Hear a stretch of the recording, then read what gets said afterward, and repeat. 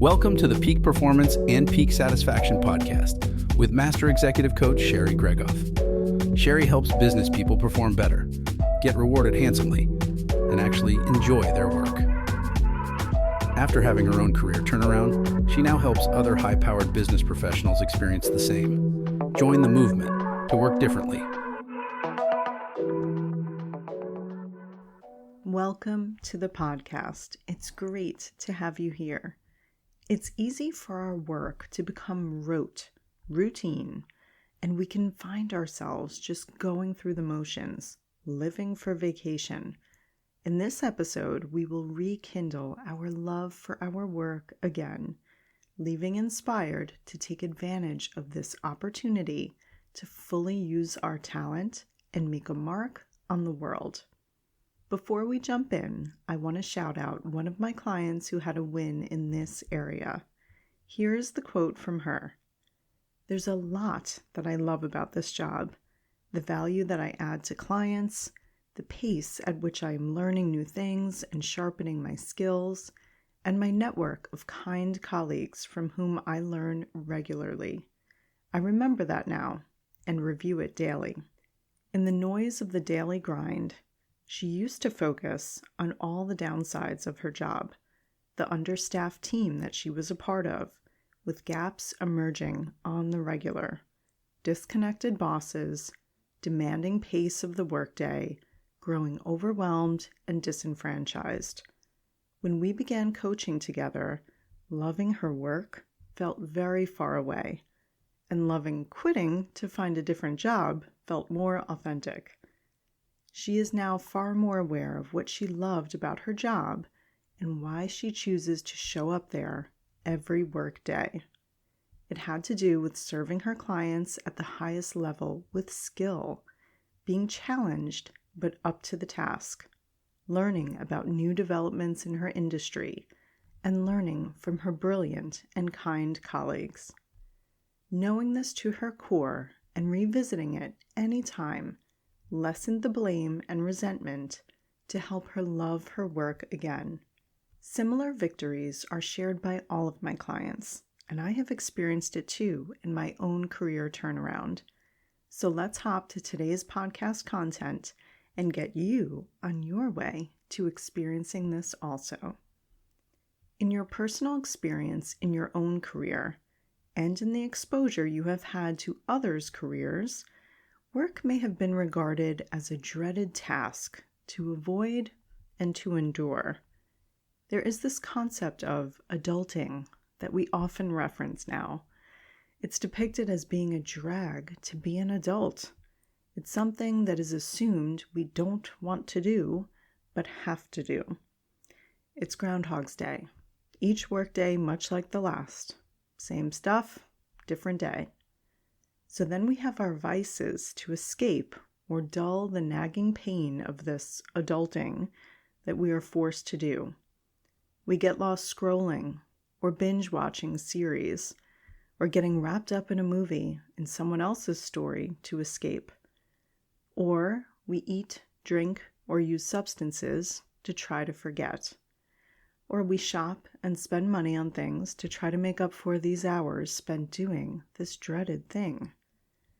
I know, we are getting right into it today with real talk, but that's my commitment to you. We take the hard topics on head first because that's how we find a better way. I give it to you real every time, and we do this together. Ask me how I know this can sting a bit, because I have walked this road myself and I speak firsthand on everything we cover when aiming for peak performance and peak satisfaction.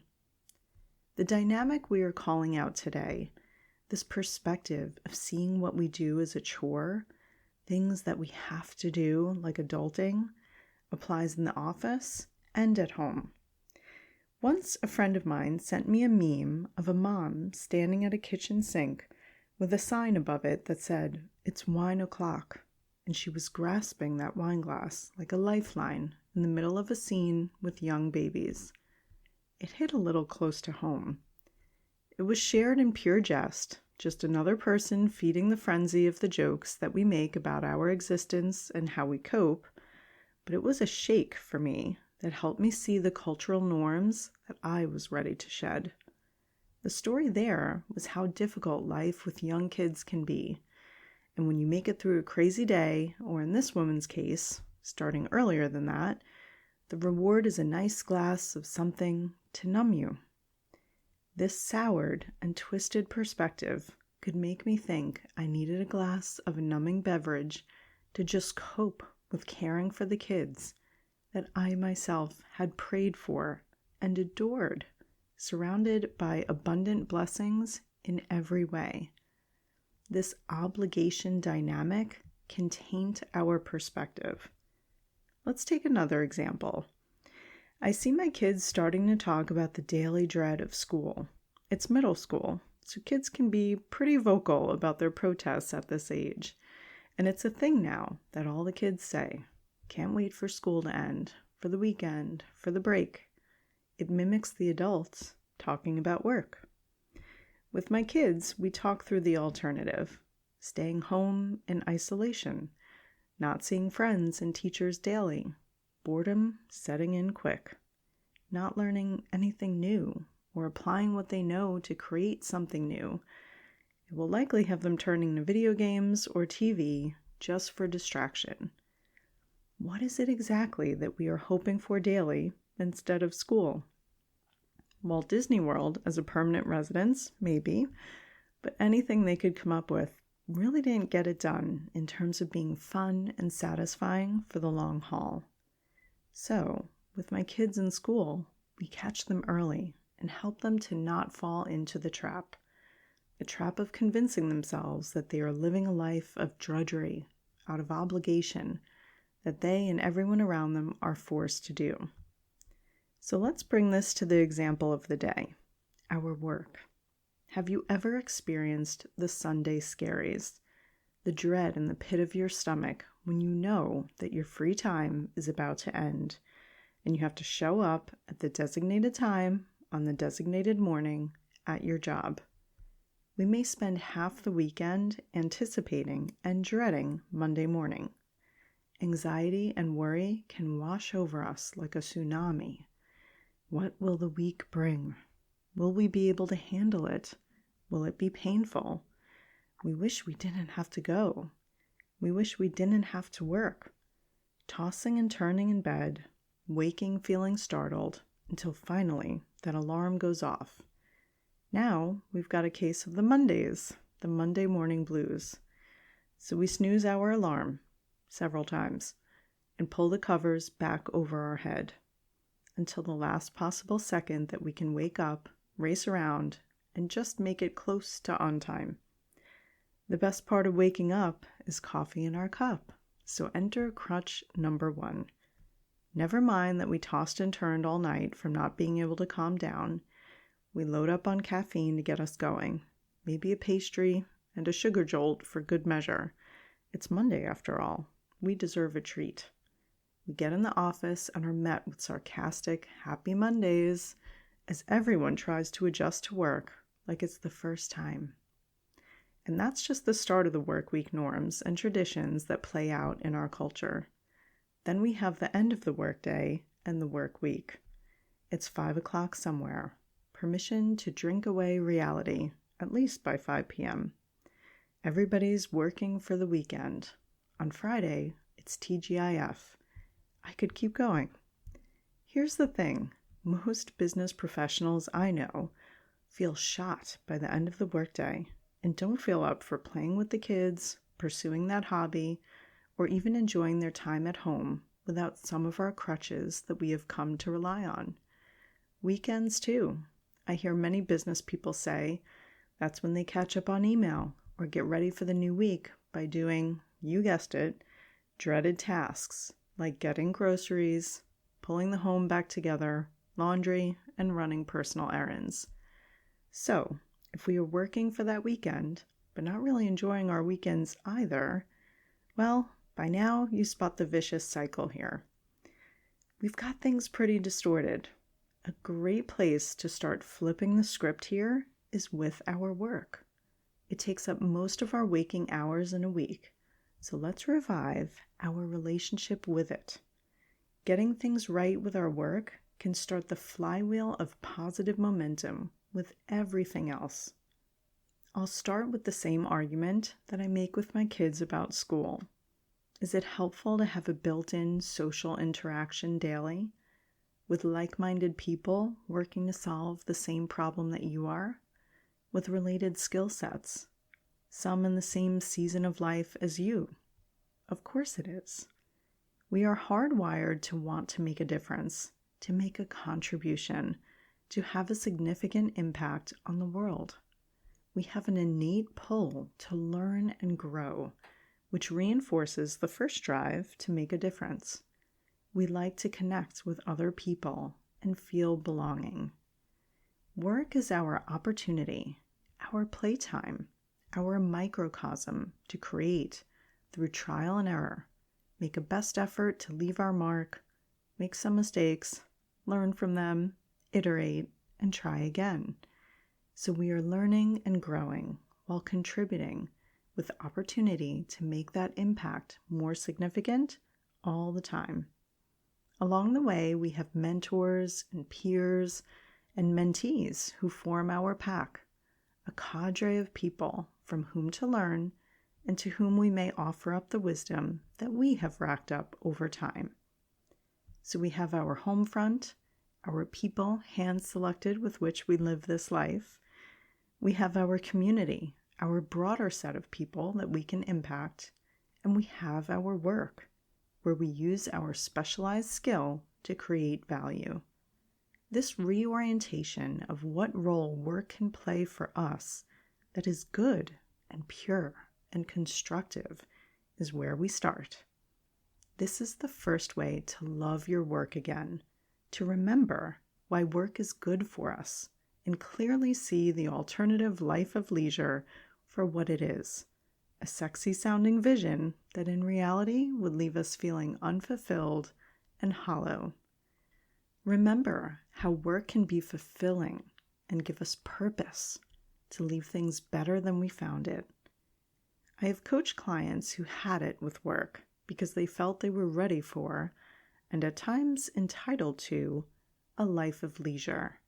We can feel like we paid our dues, worked hard enough for long enough, that we could be done with this whole work deal. Sometimes we get pulled into thinking that a life of leisure is the aim, so I can finally just Netflix and chill, sip cold beverages on a beach, shop and indulge in luxuries, maybe on a remote golf course, or jet setting and making appearances at parties and events. Imagine that was your life for a moment, not just for a vacation or a sabbatical, but boom, a genie grants your wish, and you are living that life of leisure. Would you be satisfied? Fulfilled? If you are really honest with yourself and could really put yourself in those shoes, I'm guessing the answer is no. You would likely get bored, restless. While a life of pure leisure, doing, quote, what we want every day with no obligations, may sound dreamy, in real life, it doesn't add up like we think. What makes the full and free life that we seek? We're getting existential here, but hey, it's what we do around here, right? What's the whole point? Is it pleasure or purpose? What's more satisfying, a month on the beach or a month writing your new book? That's a trick question because when I wrote my book, it was pool and beachside, but you get what I mean. If all I had to show for my many hours was a tan, it might not have been as enjoyable as the time I spent in deep thought, honing my unique intellectual property in total concentration, inspired by the impact it would have on others, learning more about myself in the process, creating the opportunity to help the people around me and so many people that I hadn't even met yet. Writing my book is just one example of reaching that flow state where time and space slips away, where we feel challenged and we feel capable of meeting it. the activity calls us to a higher level of applying our skill, enjoyable, but also super engaging. Without being engaged, we're bored and want to escape. This is a second way to love your work again. When we engage fully and use our talent, feeling challenged but also capable, spending more of our time in our flow state when time and space slips away. So now we have remembered why work is good for us and how to find that flow state of peak engagement in a challenge that's just beyond our current skill so that we're making an impact and growing. Let's address another dimension that can taint our relationship with our work: working for someone else, the oft-referenced working for the man, an authority seen as big brother or even an oppressor. Our relationship with authority can get sticky here, feeling like we need to answer to another human being who in many regards we may not feel as deserving, whether just purely on the principle that all of us are equal or because we feel more capable or experienced than they are. Either way, this hierarchical system can start to feel like a lordship over us, like a foreman bossing us around and measuring our output with the single aim of having us produce more, applying their will to the business and also on us on a day-to-day basis. We can start to feel that we have no rights, no freedoms, no options other than to be a good soldier and do as we are told. I recently had a client making a career change ask me, by when must they decide to choose to leave their job? I explained that every day we make a choice. We choose the job we have each time that we show up to it. There is no time when you are not deciding your present and future. You create it daily. There is something about the work routine that has us forget our autonomy. It is our most efficient brain tuning out all the decisions we make automatically each day, so we think there is just one way to do things, status quo. It is transformational to remember that every single thing we do is a choice. I choose to do my laundry because I like to wear clean clothes to stay healthy. I choose to show up to this job because it is the best offer in exchange for my work right now. These are active choices, not commands or obligations. This is a third way to love our work again. Find your free will, your freedom and power that you have already, but sometimes forget. Let's address another dimension that can make our relationship with our work twisted: the regular paycheck. Is it that we use that money for food and shelter, necessities? Our brain, attempting to be more efficient, simplifies the situation to go from, if I work and create and am present and keep learning, then I get paid funds that support my lifestyle, including and beyond survival. Our brain takes that and simplifies it down to this version: if I work, I survive. So work can feel a little life or death. Or maybe we feel locked into a job because of our spending habits and lifestyles that we want to maintain. I heard from one of my coaches recently an anecdote that went like this. Maybe you live somewhere you love, with people you love, but you feel pulled to earn more money, so you can get a more expensive place to live. So you take a job where the pay is higher and commute there, or buy a more expensive place closer to it. You pay your dues until your career grows, even though that's less time in the place you love with the people you love, based on the promise that if you save enough and work hard enough for long enough, then you'll be able to get a place somewhere you love and spend more time with the people you love. It's circular logic, right? We can be tempted to produce, to spend more, and fall into a vicious cycle of seeking happiness by working more, to earn more, to spend more, and on. It's the common road, but it rings hollow. So let's pause and think about what ingredient is missing from this chase. It's our priorities. It's our health and well-being, including our spirituality. It's relationships. We can get confused. What do our kids wish for most from us? It's not the expensive gaming system so they can escape the stress of school. It's time with us, enjoying this life. Would they rather lots of gifts to unwrap at the holidays or a parent that loves their life and work?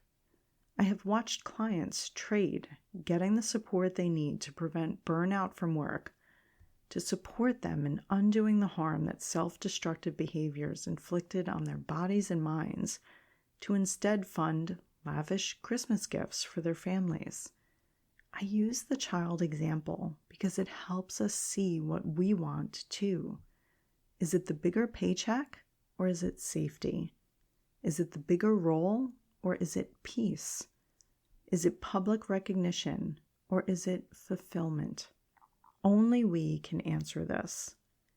The fourth way that we can love our work is by finding a healthy relationship with our money. So money doesn't fuel a heightened state of panic about our safety, like an account balance blinking above our heads at every waking moment, having us cling to our job, scared to make a misstep. So now, some questions to find that spark once again. Why did you start this work in the first place? What do you love about your workday? Why do you show up for work every day? The paycheck is not an available response here. You could probably find a job at your favorite coffee shop or the supermarket this week. So why do you choose this job? If you answer because this job pays better than the coffee shop, try again. Here's why. I've had several clients reference, tongue-in-cheek, their backup plan to earn a living if they left or lost their current job to be an hourly, low-skill role that sounds so tempting. Upon probing, they reveal because the job seems simple. Come in, go through the motions, and go home, with no stress, or so they imagine. So I ask you once again to consider, why are you choosing this job and this work daily? What did you love or do you love about it? How often does that occur? Is there a way that you can lean into it more by delegating other activities, perhaps, so you can double down on the areas that you love? Not becoming a barista because it seems to have lower stakes, but instead capitalizing on all that expertise that you have gained over time and entering your flow state while being challenged, but also a good match for you and your skills to overcome that challenge. This is the final way to love your work again, to articulate why you chose this job daily and what you love about it, to lean into it further. To recap, this is how we love our work again. Number 1, we can remember how work can be fulfilling and give us purpose to leave things better than we found it. It's good for us in that we can feel meaningful and purposeful. Number 2, we can find our flow state in our work, where we are fully engaged, challenged just beyond our current skill, using our talent, making an impact, and growing. Number 3, we remember that everything we do is a decision freely made because we always have choices. Number 4, recognize that we are safe with the money and job security we have in this moment. We don't need to chase something that won't make us genuinely happy. Number 5, we can identify why we choose this type of work and this job daily, to find what we love about it and lean into that aspect even more. These steps will help us to remember what work is. Work is an opportunity to use our creativity, our insights, expertise, skills, and experience to help solve a problem, meet a need, or build something new that people want. If that's the table stakes and you can view your work as that, nothing more and nothing less, then so much of our woes with work could be cured. We can truly enjoy our work, not as drudgery out of obligation or indentured servitude, or to avoid a persistent threat to our livelihood, but truly as an opportunity to get engrossed in meaningful work that we love. Upgrade your mindset and then focus on the substance of the work. This is how we love our work again. Until next time.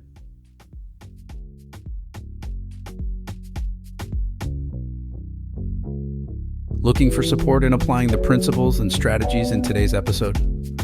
Sherry coaches clients one-on-one as their trusted confidant and advisor, helping each client create the work and life they had only dreamed of. To schedule your complimentary career strategy session, go to sherrygregoff.com/apply to book time with her today. It's one simple step that can change everything.